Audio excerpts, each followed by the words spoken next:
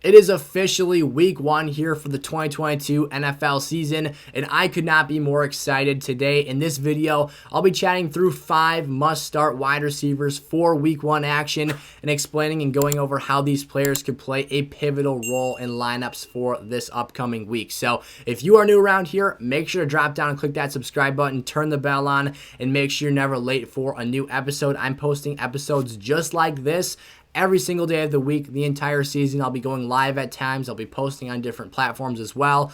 All the links to everything SFS that you need and to crush your 2022 fantasy football leagues this season are in the description of today's video. So drop a like on today's video. Go check that stuff out. And without further ado, I'll stop rambling in the intro here. Let's get into my first must-start wide receiver for week 1. All right, so to kick off today's episode will be my least hot take of the day. This will be Marquise Brown, the new wide receiver for the Arizona Cardinals. Now, the majority of folks are going to be starting Marquise in their lineups this week simply because of the draft price they paid to get him on their lineup. It probably cost them, 5 or 6 round pick to acquire his services for your team, which again, probably pencils him into your starting lineup. However, I really wanted to talk through this situation because of how unique it is the first 6 weeks of the year with the DeAndre Hopkins suspension.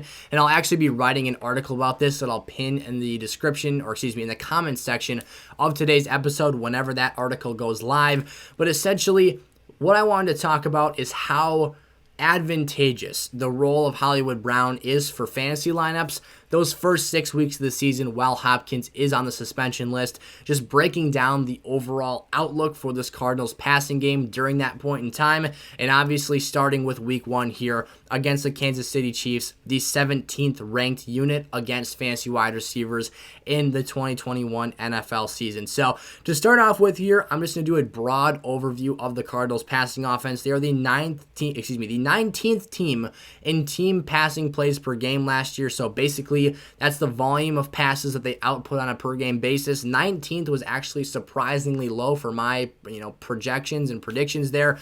This is a team that you kind of think gets that air raid label slapped on them because of Kyler Murray and their willingness to push the football downfield. But the emergence of James Conner last season allowed them to be very balanced and actually place in the bottom half of the league in terms of their total passing attempts last year. So overall, the Cardinals threw 32.6 times per game last season, and the absence of DeAndre Hopkins in week 1 through 6 and Christian Kirk, who departed for the team in Jacksonville, the Jaguars, via free agency, leaves 12.4 passing opportunities per game available for Marquise Brown in weeks 1 through 6. Now, he's not going to absorb all of those opportunities. I'd be very shocked to see him get 12.4 passes per game on average here. And by the way, what I did to factor that number with DeAndre Hopkins is I simply just took his average targets per game last year and subtracted that from the team's overall passing numbers per game last year and got that total of 12.4. So if we take the 32.6 total Cardinals passing offensive snaps away per game and then subtract that 12.4 passing opportunity number per game vacated by both Christian Kirk and DeAndre Hopkins being absent from the field, that opens up about 38% of this Cardinals passing offense. Now, like I said, Hollywood Brown is not going to absorb all of that availability in terms of target volume that is to be taken there. Some of that will go to Zach Ertz. Some of that will go to Rondale Moore. Some of that will go to James Conner out of the backfield. Heck, maybe Darrell Williams figures in there a bit as well. AJ Green maybe sees a slight spike in his numbers the first 6 weeks of the year. But what I do think you can expect is roughly 25% of that target share to head Marquise Brown's way, and that is a very favorable portion of that offense to be had.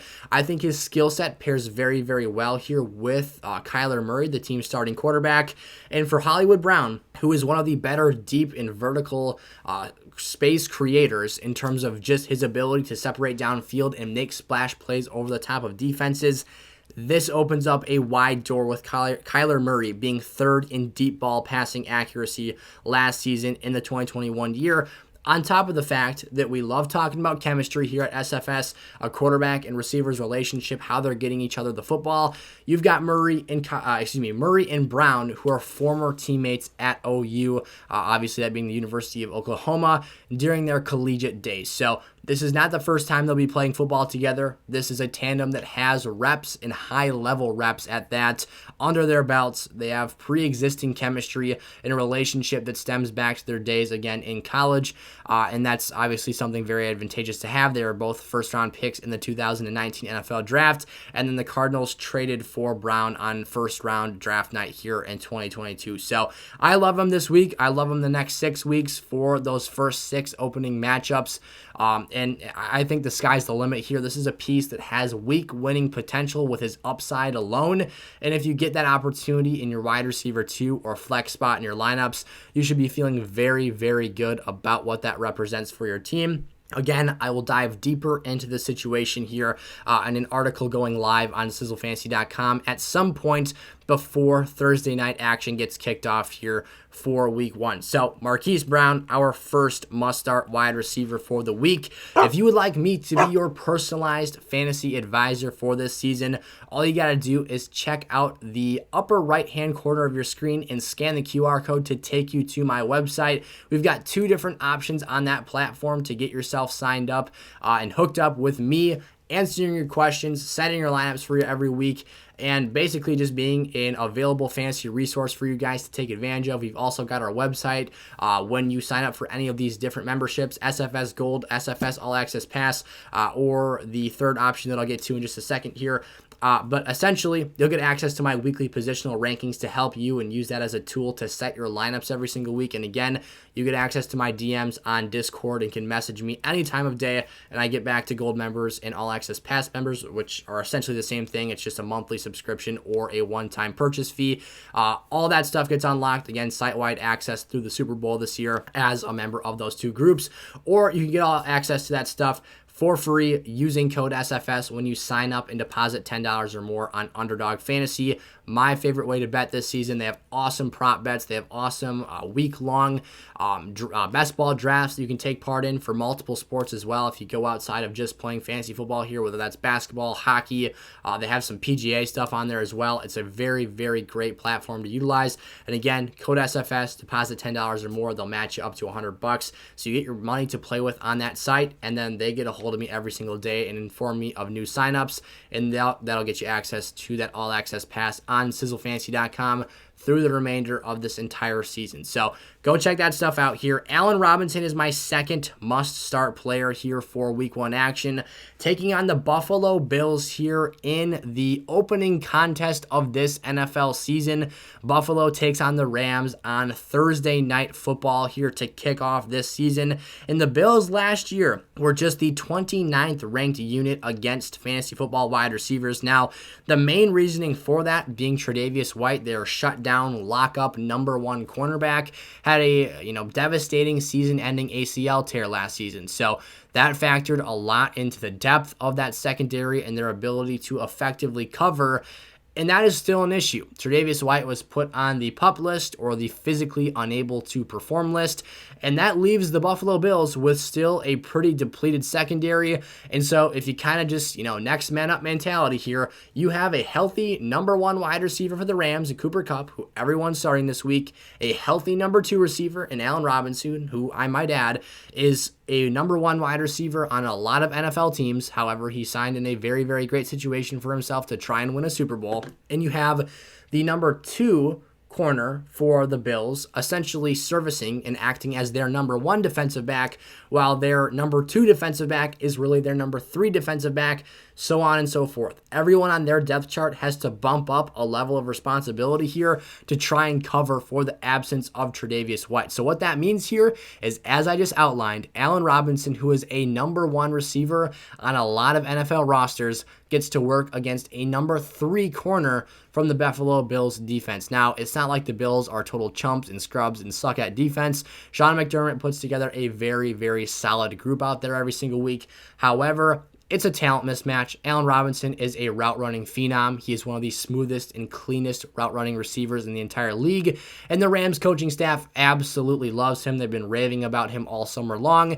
And I have been super excited to see him suit up in that Rams uniform all offseason as well, since we heard the news of the free agent acquisition. So I'm pumped to see this. I think working the middle of the field, the short and intermediate routes for this offense, he is going to eat up opposing secondaries, including a right off the bat week 1 matchup here. So I'm pumped to see Allen Robinson this year. I think it turns out very well all season long for him, and I'm especially loving him here in this week 1 matchup. Stafford's elbow is still messing with him a bit here, so we'll see if that actually kind of hinders his willingness to push the ball downfield in this week 1 matchup. There's still a lot of uncertainty and weirdness surrounding that situation, but if he's not throwing the ball deep, that's not necessarily something I think A-Rob needs to be successful. So if that's something you were concerned about, I felt that was worth noting at the very least. The Rams are also 2.5-point underdogs on BetUS. If you guys want to sign up for that platform to gamble on sports this season and have a lot of fun, I'll be posting some picks in the community Discord every single week of this season. Check out the link in the description of today's video. Otherwise, we will get transitioned here into Rashod Bateman, my third must-start receiver for this week. Now, Bateman was someone I was really excited about last year. He never really hit that official breakout stage of his rookie season. However, I think he is primed for a breakout here in year 2. His matchup is on the road this week, traveling to play the New York Jets at MetLife Stadium, and the Jets were the 8th ranked unit against fantasy receivers in 2021. Now, I had to be careful with myself here. I did my rankings, and then I looked back at them and found myself having to readjust. I was a bit higher on Bateman in my initial evaluation of that position group than I should have been. I am, like I said, very bullish on his skill set, his route running ability, his talent, to the point where I just, I ranked him as if he had already been a player that had his breakout happen in the past, when, like I said, that really wasn't the case. He had a few good games here and there, but really never took center stage for Baltimore's offense with Hollywood Brown and Mark Andrews in town. Just the nature of that offense makes it very difficult to produce 3 elite pass-catching options, because they are, at the end of the day, a very balanced team. I won't quite call them run-first, but they are a very run-centric organization.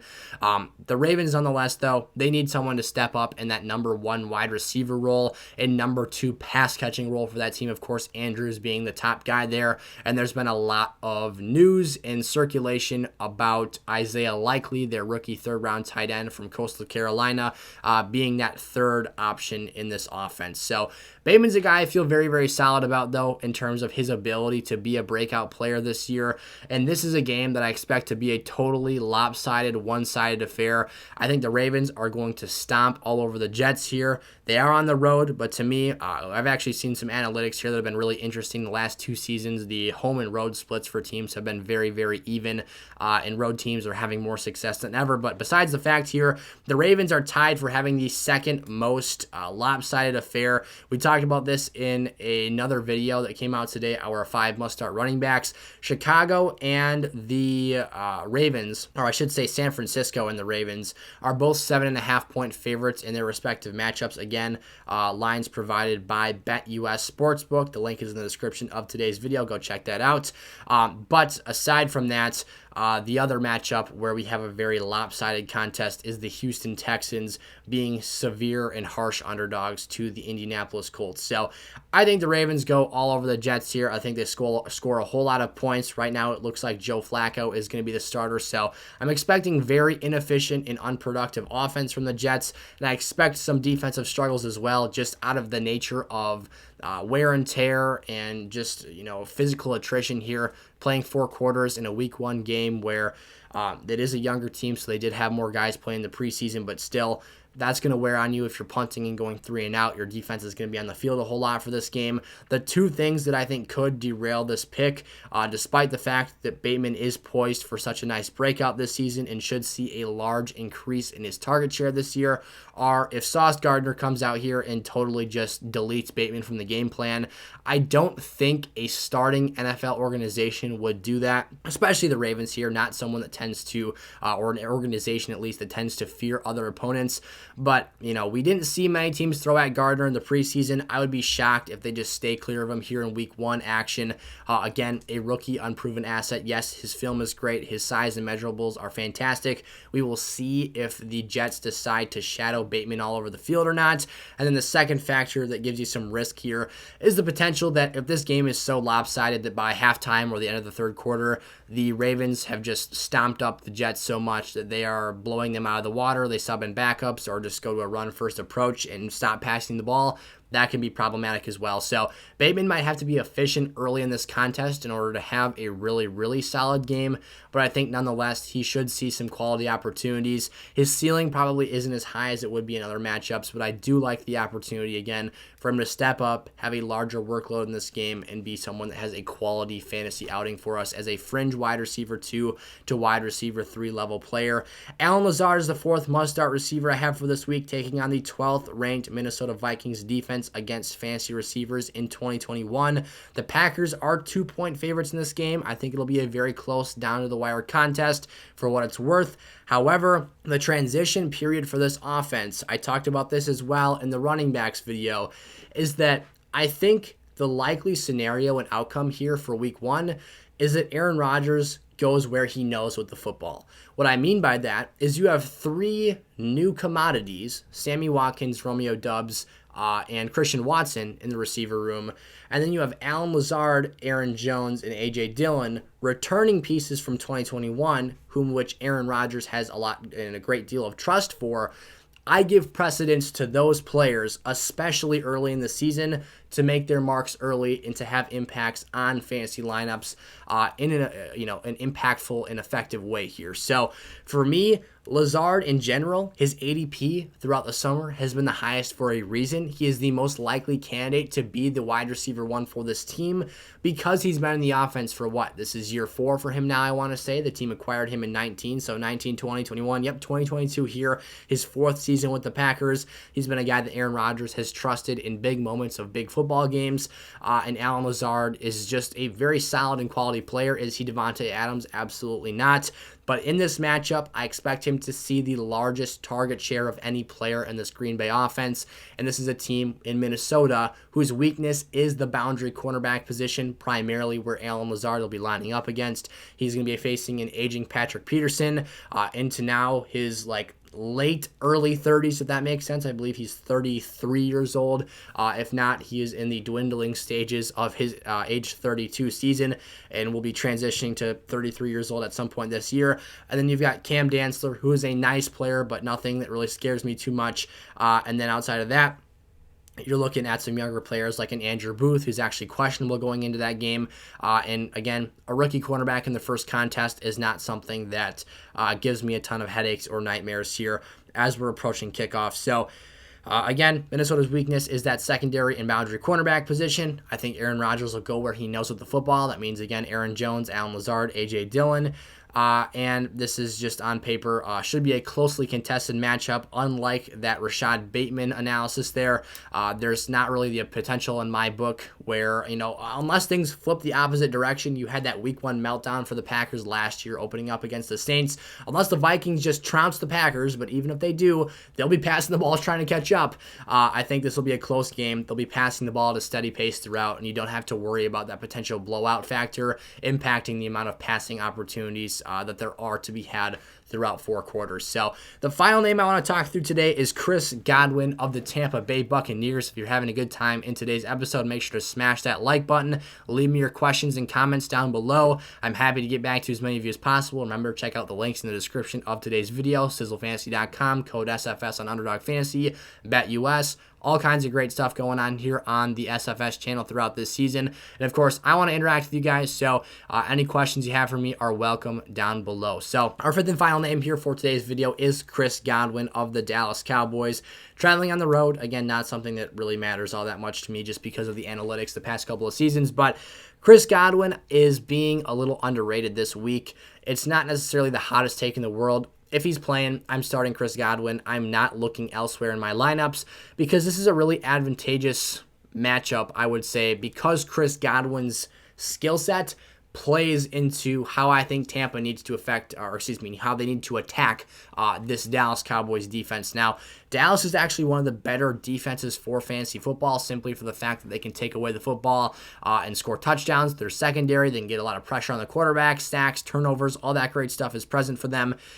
And one of the things that when I was kind of stacking these two opponents up against one another that I noticed is that Tampa's weakness right now, their offensive line, plays right into the hands of the Cowboys' strength on the defensive side of the ball, which is their pass rush. And their pass rush is what ultimately creates turnovers in the back end.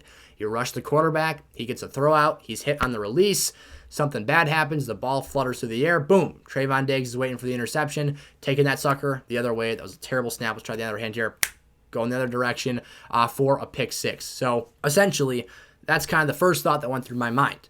And as I'm thinking about the top two receivers in this offense here, you've got Mike Evans, who's more of a possession receiver, can run vertically and win some contested catch situations.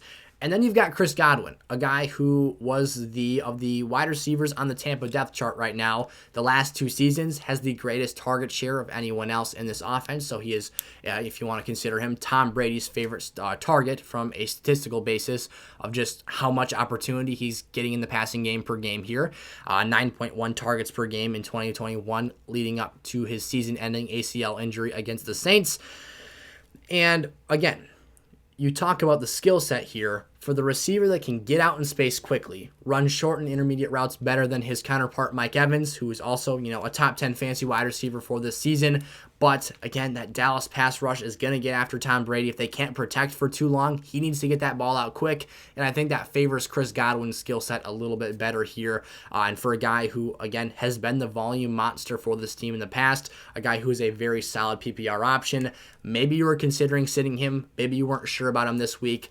I'm starting Chris Godwin with confidence. Again, if he is healthy and suiting up, there's a potential that this take here gets kind of shut down and kind of put into irrelevancy if he's not able to go here. But if that is the case, I will leave you with this.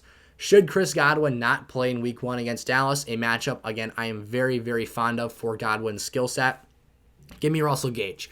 He's the next man up and I would start him only as a flex in deeper leagues, 12, 14 teams. I don't really see a scenario where I'm looking to start him in a 10-team format, but definitely in those 12-plus team formats.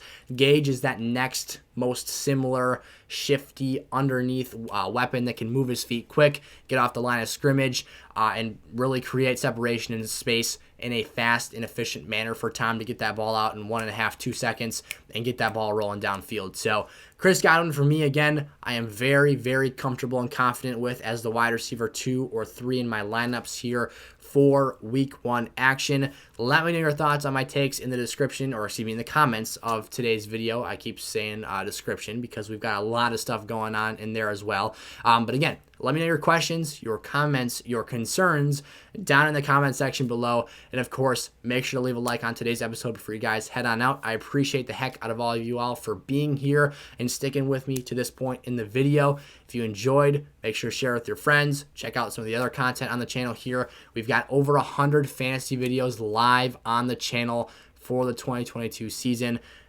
Most of it's draft content to this point in time, but if you've got last minute drafts, go check that stuff out. Check out sizzlefantasy.com and all of the other platforms that SFS is on. So thank you so much, you guys. I'll see you next time. Peace out.